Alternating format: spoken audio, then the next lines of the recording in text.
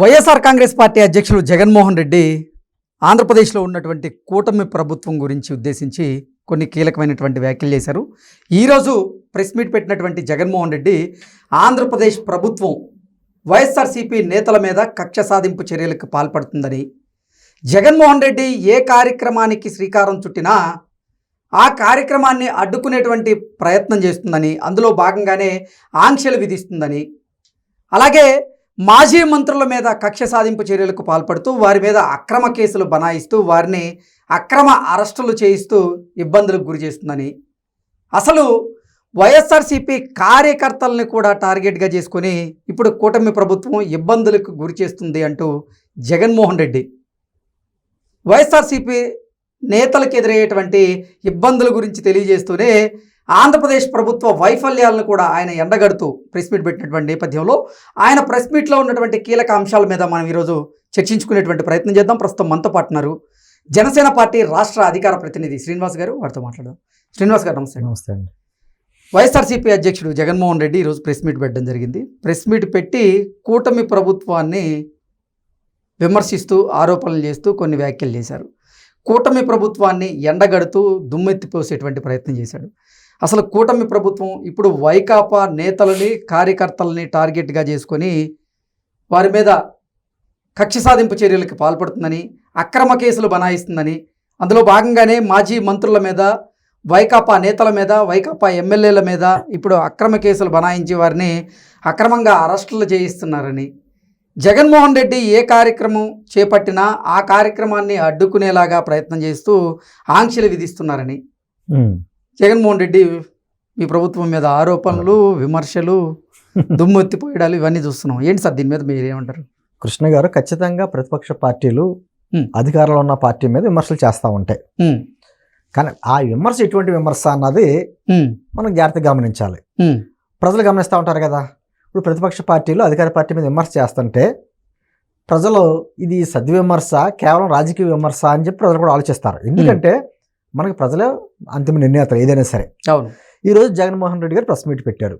సరే, నిన్న జరిగిన రెంటపాళ్ళ ఏదో ఊరు ఉంది కదా, అక్కడ వాళ్ళ పార్టీకి సంబంధించినటువంటి కార్యకర్త ఎవరో చనిపోతే, సంవత్సరాల క్రితం చనిపోతే అతని విగ్రహావిష్కరణకి వెళ్ళారు. ఎంత ఒక దాని ఏమంటారో భారీ జన సమూహాన్ని అంతా తీసుకుని వెళ్ళాడు ఆయన. ఈరోజు ప్రెస్ మీట్ పెట్టి ఏం మాట్లాడారంటే, ఆయన ఎక్కడికి వెళ్ళినా సరే నాకు కండిషన్స్ పెడుతున్నారు, నన్ను ఆంక్షలు విధిస్తున్నారు, అయినా సరే ప్రజలు కూడా విపరీతంగా వస్తున్నారు, తట్టుకోలేకపోతుంది కూటమి ప్రభుత్వం అనేటువంటి మాటలు మాట్లాడతారు. అదేవిధంగా గత సంవత్సర కాలంగా, ఈ ప్రభుత్వం ఏర్పడిన సంవత్సర కాలంగా ప్రభుత్వం పాలనా వైఫల్యాలు చెందింది, శాంతి భద్రతలు లేవు. అదేవిధంగా కక్షపూరితంగా మా పార్టీ నేతల మీద కేసులు పెడుతున్నారు. ముఖ్యంగా చెవిరెడ్డి, నిన్న దొరికాడు కదా, చెవిరెడ్డి అరెస్ట్ చేశారు కదండి. మద్యం లిక్కర్ కేసు, అసలు లిక్కర్ స్కామ్ కేసే కదా అసలు అది. దాంట్లో మా చెవిరెడ్డిని, లేకపోతే మా మిథున్ రెడ్డిని ఇబ్బంది పెడుతున్నారు, వాళ్ళని వంశీ జైల్లో పెట్టి ఇబ్బంది పెడుతున్నారు. మన అంబటి రాంబాబుని నిన్న కార్యక్రమం అతని మీద కేసులు పెడుతున్నారు. ఈ విధంగా అన్ని రకాలుగా మా నాయకుల మీద ఇబ్బందులు పెడుతున్నారు అనేటువంటిది ఒక బురద జల్లే కార్యక్రమం చేసుకుంటా మొదలుపెట్టాడు. నేనేమంటున్నానంటే, ఈ చెప్తున్న పేర్లు అందరూ కూడా ఎవరైతే అక్రమంగా కేసులు పెట్టారు అన్నది నిన్న అంబటి రాంబాబు చూద్దామండి. అంబటి రాంబాబు ఏం చేశాడో మనంతా చూశారు. ఆ గేట్లు తన్నేసి, భారీ గేట్లు తన్నేసి చేసి ఇది చేశాడు. అతను మాజీ మంత్రి, మాజీ ఎమ్మెల్యే, ప్రజాప్రతినిధి, మాజీ ప్రజాప్రతినిధి. అటువంటి వ్యక్తి ఎవరన్నా ప్రజలు చేస్తా ఉంటే తప్పని చెప్పాలి. అటువంటిది అతనే ఆ కార్యక్రమం చేసినప్పుడు ఖచ్చితంగా పోలీసులు కేసు పెట్టారు. అదే సందర్భంలో నిన్న ఆయన సభలో వచ్చినటువంటి జనం ఎటువంటి ప్లే కార్డ్స్ ప్రదర్శించారో మనం అంతా చూసింది, సమాజం అంతా చూసింది కదా. మళ్ళీ గంగమ్మ జాతరలో రఫరఫరా నరికేసినట్టు నరికేస్తాం, మళ్ళీ మా ప్రభుత్వం గంగమ్మ జాతరలో ఏటలు నరుకుతామని పబ్లిక్ రాజారెడ్డి రాజ్యాంగం పల్నాడు నుంచే మొదలవుతుందని అంటుంది. నాకు తెలిసి ఈ భారతదేశ స్వాతంత్రం వచ్చిన తర్వాత ఎప్పుడూ కూడా ఏ రాజకీయ పార్టీ, అందులోని ప్రతిపక్షంలో ఉన్నటువంటి పార్టీ ఇటువంటి ప్లే కార్డ్స్ పెట్టడం ఎక్కడ బీహార్ లాంటి రాష్ట్రం కూడా లేదు. ఏదైనా రాజకీయ కష్టాలు ఉంటాయి, వేరే వాడు దాడులు చేసుకుంటారు, కానీ బహిరంగంగా ప్లే కార్డు పెట్టుకుని మేము అధికారంలోకి వస్తే మిమ్మల్ని చంపేస్తాం, నరికేస్తాం అని చెప్పేసి ప్లే కార్డు పెట్టినటువంటి పార్టీ ఏది లేదు. ఏదైనా వైఎస్ఆర్సీపీ అధ్యక్షుడు జగన్మోహన్ రెడ్డి ఈ ప్రెస్ మీట్లో భాగంగా నిన్న పోలీసులు 50 మంది ఉన్నారు, కానీ కార్యకర్తలు వైఎస్ఆర్సీపీ శ్రేణులు 5 లక్షల మంది వరకు వచ్చారు. వాళ్ళు తలుచుకుంటే పరిస్థితి ఏంటి? అనేటువంటి వ్యాఖ్యలు చేయడం ఎంతవరకు అదేంటంటే correct అంటారు? ఇప్పుడు అతను ప్రతిపక్ష నాయకుడిగా ఉన్నప్పుడు 2014-19 మధ్య కాలంలో ఉమ్, వైజాగ్లో ఇన్సిడెంట్ జరిగింది ఎయిర్పోర్ట్ లో అతని మీద కోడికత్తి కేసు సంబంధించి. ఉమ్, అప్పుడు కూడా అతను ఏమన్నాడు, ఆంధ్రప్రదేశ్ పోలీసులను నమ్మను ఉమ్, అని నేను వైద్యం చేయించుకుంటాగానే హైదరాబాద్ వచ్చాడు. అవును. ఆంధ్రప్రదేశ్ పోలీసులు అతను నమ్మకం లేదు. ఉమ్, సరే అతను ముఖ్యమంత్రి అయ్యాడు, 2019-20 మధ్యన పరిపాలించాడు. ఉమ్, పోలీసులు ఏం మారలేదే. ఉమ్, పోలీసు వ్యవస్థని అధికార యంత్రాంగం అంటే అధికారంలో ఉన్నటువంటి ప్రభుత్వం ఏ విధంగా ఉపయోగించుకుంటే అలా ఉపయోగపడతారు వాళ్ళు. ఉమ్, గత 5 సంవత్సరాలు ఏ విధంగా చేశారో మనం చూసాం. గతంలో జరిగినట్టుగా గోళ్ల దూకి అర్ధరాత్రి అపరాత్రి అరెస్టులు చేయడం, భయభ్రాంతులు సృష్టించడం, మీడియా గొంతులు ఇక్కడ అటువంటి కార్యక్రమం ఏం చేయట్లేదు కదా ఇప్పుడు. ఉమ్, అలా చేయాలని కోరుకుంటున్నాడు ఎంతగానే జగన్మోహన్ రెడ్డి. పైగా ఏమంటున్నాడు, నాకు ఆంక్షలు విధిస్తున్నారు అంటున్నాడు. మర్చిపోయాడు మా జగన్మోహన్ రెడ్డి గతంలో చంద్రబాబు గారు ఎక్కడికో ప్రయాణానికి వెళ్తుంటే ఆ ఇంటి తలుపు గేటు తాళం వేసి దానికి తాడు కూడా కట్టారు, ఉమ్, గుర్తుంది కదా. అటువంటి నిబంధనలు పెట్టారు. పవన్ కళ్యాణ్ గారు వైజాగ్ వస్తే అసలు ఆ హోటల్ నుంచి బయటకు రాకుండా 2 రోజులు నిర్బంధించారు. ఉమ్, పవన్ కళ్యాణ్ గారు తెలంగాణ నుంచి ఆంధ్ర వస్తుంటే బోర్డర్లో కాసి ఆ లోపలికి రాకుండా చేశారు. ఉమ్, ఇన్ని రకాల అది నిర్బంధన అంటే. ఇది నిర్బంధన మీకు పోలీసుని ఇచ్చి బందోబస్తులను ఇచ్చి అన్ని రకాలు మీరు ఎక్కడికి వెళ్తుంటే అక్కడ కార్యక్రమాలు చేసుకుంటుంటే గతంలో పాదయాత్ర చేసినప్పుడు సెక్యూరిటీ ఇచ్చారు. ఉమ్, ఇప్పుడు కూడా సెక్యూరిటీ ఇస్తుంటే వచ్చి నిందలేస్తున్నాడు పోలీసుల మీద. నేను పోలీసులు కూడా తప్పుందండి ఒకటి ఈ విషయంలో.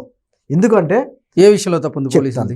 నిన్న అలా ప్లే కార్డ్స్ ప్రదర్శించారు, ఉమ్, చాలా మంది చేశారు, 4-5 కుర్రోళ్ళు ఏదో పెట్టినట్టున్నారు. దాంట్లో ఒక రవితేజ అన్న అతన్ని తుళ్ళూరు సంబంధించిన అతన్ని అరెస్ట్ చేశారు, ఉమ్, మిగతా వాళ్ళు ఇంకా అరెస్ట్ చేయాల. ఉమ్, నేనేమంటుందంటే పోలీసు నిబంధనలు కొన్ని పెట్టారు.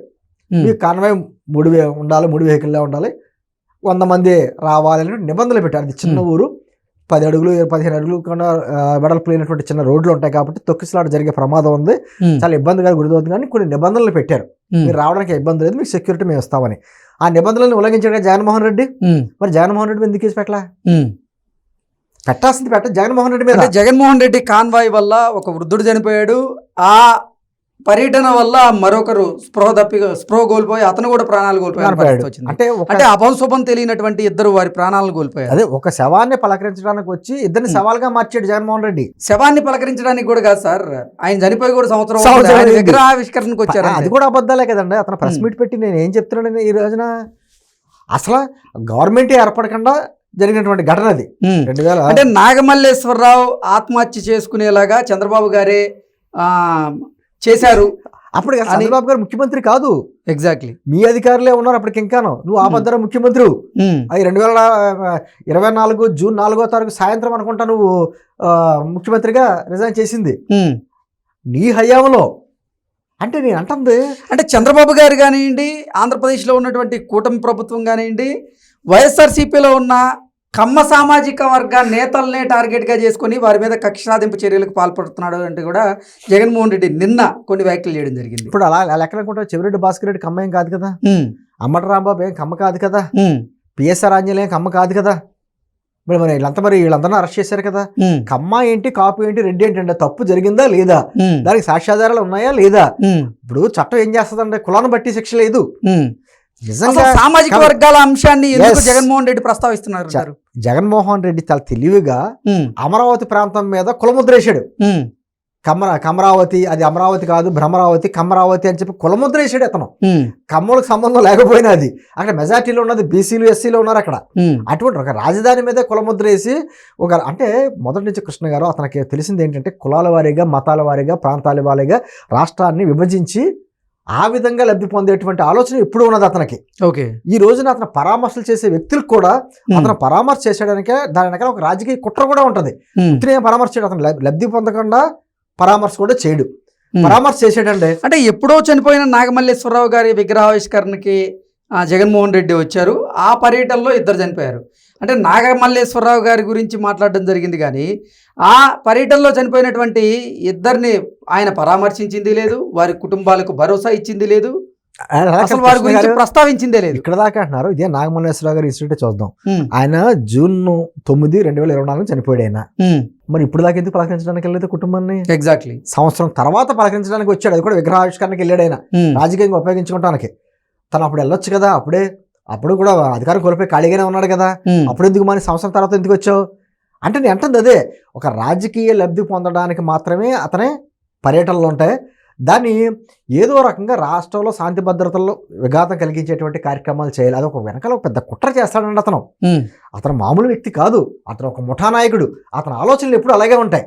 ఓకే, అంతేకాని రాష్ట్రానికి సంబంధించి ఏదైనా ఒక మంచి చేద్దాం, నిజమైన ప్రతిపక్ష పాత్ర పోషిద్దాం, ప్రతిపక్షం అంటే రియాక్షన్లు ఇవ్వడం కాదు, సరైన సలహాలు సూచనలు ఇవ్వడం అనేటువంటి ఆలోచన అతనికి ఎప్పుడు రాదు. అంటే వైఎస్ఆర్సీపీ ప్రభుత్వ హయాంలో జగన్మోహన్ రెడ్డి గారే ముఖ్యమంత్రిగా ఉన్నటువంటి సమయంలో అప్పుడు ప్రతిపక్ష నాయకుల మీద ఈయన ప్రభుత్వం ఆంక్షలు విధించింది జగన్మోహన్ రెడ్డి మర్చిపోయారా? ఇప్పుడు జగన్మోహన్ రెడ్డి గురించి, ఆయన పర్యటనల గురించి, ఆయన ఆంక్షల గురించే జగన్మోహన్ రెడ్డి మాట్లాడుతున్నారు. మరి ఆయన ముఖ్యమంత్రిగా ఉన్నటువంటి సమయంలో ఎంతమందిని ఇబ్బంది పెట్టలేదు అంటూ కూడా తెలుగుదేశం పార్టీ ఇప్పుడు కాదండి కృష్ణ నాయకులు, అలాగే కొంతమంది నెటిజన్లు కూడా ప్రశ్నిస్తున్నారు. ఇప్పుడు 2014-19 మధ్యకాలంలో అతను ప్రతిపక్ష నాయకుడిగా ఉన్నాడు, పాదయాత్ర చేశాడు. ఎక్కడైనా చిన్న ఇన్సిడెంట్ అతనికి ఇబ్బంది కలిగించే ఇబ్బంది ఏమైనా జరిగిందా? అప్పట్లో కూడా కూటమి ప్రభుత్వమే, అంటే జనసేన పార్టీ వాళ్ళు అప్పుడు అధికారుల భాగస్వామ్యం కాదు, కానీ కూటమి ప్రభుత్వమే కదా. అతను చక్కగా పాదయాత్ర చేసుకున్నాడు కదా. పోనీ ఈ రోజున మళ్ళీ ప్రతిపక్షగా స్థానానికి వచ్చాడు కదా, 11 స్థానాలకు పరిమితం అయ్యాడు కదా. ఈ రోజున అతను ఎక్కడికైనా ఏ కార్యక్రమాలు చేసినా గవర్నమెంట్ పూర్తి స్థాయిలో అతని భద్రత కల్పిస్తుంది కదా. ఆ భద్రతని విఘాతం కలిగిస్తుంది ఎవరో వాళ్ళ పార్టీ కార్యకర్తలు. అంతే తప్ప ఎవరు ప్రతిపక్ష వాళ్ళు ఎవరు చేయట్లేదు కదా, అధికారంలో ఉన్న వాళ్ళు ఎవరు చేయట్లేదు కదా, ఎవరో రాళ్ళు వేయట్లేదు కదా. మీరే రాళ్ళు వేసి, మీరే బురద జల్లేసి మళ్ళీ నాకు ఏదో ఇబ్బంది పెడతాను. నిజంగా ప్రభుత్వం కానీ ఇబ్బంది పెట్టాలి, ఇతను బయటకు వస్తుంటే సమాజంలో విఘాతం కలుగుతుంది, శాంతి భద్రతని విఘాతం కలుగుతుంది అని ఆలోచించి పర్మిషన్స్ ఇవ్వకుండా ఎక్కడెక్కడ కట్టుదిట్టం చేసిందనుకోండి, ఇతను బయట రాగలడా? మరి ఇప్పుడు స్వేచ్ఛగా వస్తున్నాడు కదా. గతంలో పరదాలు పెట్టుకుని తిరిగిన వ్యక్తి కదా అధికారంలో ఉన్నప్పుడు. ఇప్పుడు మీకే రోప్ పార్టీ పెట్టి మరి తీసుకెళ్తుంది కూటమి ప్రభుత్వం. అది ప్రజాస్వామ్యబద్ధంగా చేస్తుంది. గతంలోలాగా నేను అంటుంది అదే, గతంలోలాగా ప్రతిపక్ష నాయకుల్ని చంద్రబాబు గారిని అరెస్ట్ చేసిన విధానం మనం మర్చిపోయాడా జగన్మోహన్ రెడ్డి? పవన్ కళ్యాణ్ గారిని ఆపిన విధానం మర్చిపోయాడా? అచ్చెన్నాయుడు గారిని ఏ విధంగా అరెస్ట్ చేసి తీసుకెళ్లారో అది మర్చిపోయాడా? అది ఆరోగ్య పరిస్థితి కూడా చూడకండి. ఎగ్జాక్ట్లీ, అంటే నెటిజన్లు కానీ, ఇటు తెలుగుదేశం పార్టీ శ్రేణులు కానీ, కూటమి శ్రేణులు కానీ ఇదే ప్రశ్నిస్తున్నాయి. అదే ఆల్జీమర్స్ అనే ఒక వ్యాధి ఉంటుందండి, మతిమరుపు వ్యాధి. ఓకే, అది ఏ రోజుకి ఆ రోజుకి మనకి ఈయనకి ఉందేమో తెలియదు, కానీ ఎప్పటికప్పుడు మర్చిపోతాడా ఏంటో తెలియదు. అతను కావాల్సిన మాత్రమే గుర్తుంచుకుని మిగతా మర్చిపోతాడేమో. అతనికి ఉన్నటువంటి ఆల్జీమర్సే ప్రజలకందరికీ ఉంటుంది, ప్రజలందరూ భ్రమల్లో ఉంటారని చెప్పింది నమ్ముతారు అనుకుంటాడో ఏంటో. మొత్తం అంతా మర్చిపోయి ఇప్పటికీ అబద్ధాలు చక్కగా కళ్ళు ఆర్పకుండా అబద్ధాలు చెప్తున్నాడు. ఓకే, ఈ రోజు ప్రెస్ మీట్లో కూడా సంవత్సర కాలంగా జరిగినటువంటి కార్యక్రమాలు ఏది మార్గం అన్ని అబద్ధాలు వదిలివేస్తా. వాళ్ళకి ఒక ఛానల్లోనూ పేపర్ ఉంటుంది కదా, అదే కొమ్మినేని గారి మీద కూడా పాప సానుభూతి చూపించాడు. ఎక్కడా కూడా అంటే నేను అంటుంది చూసారా, వీళ్ళంతా కూడా ఒక గూడుపుటాన్ని, ఒక ముఠా. గతంలో మనం దండుపాళ్యం బ్యాచ్ అని మాట్లాడుకునే వాళ్ళం, ఆ బ్యాచ్ చాలా చిన్నది వీళ్ళకంటే. ఓకే, వీళ్ళతో పోల్చుకుంటే దండుపాళ్యం బ్యాచ్ ఏదో కొంత ప్రాంతానికి కొన్ని కార్యక్రమాలకు మాత్రమే పరిమితం అయ్యేవారు. వీళ్ళు అలా కాదు, దానికంటే చాలా సుపీరియర్ వీళ్ళంతా. ఈ రోజుకి కూడా ప్రజల బుద్ధి చెప్పారనేటువంటి విధానం కూడా లేకుండా ఇంకా రాష్ట్రం మీద ప్రజల మీద విషయం చెబుతున్నారు అంటే ఖచ్చితంగా వీళ్ళు రాజకీయ సమాధి వీళ్ళే కట్టుకుంటున్నారు. Okay sir, thank you so much.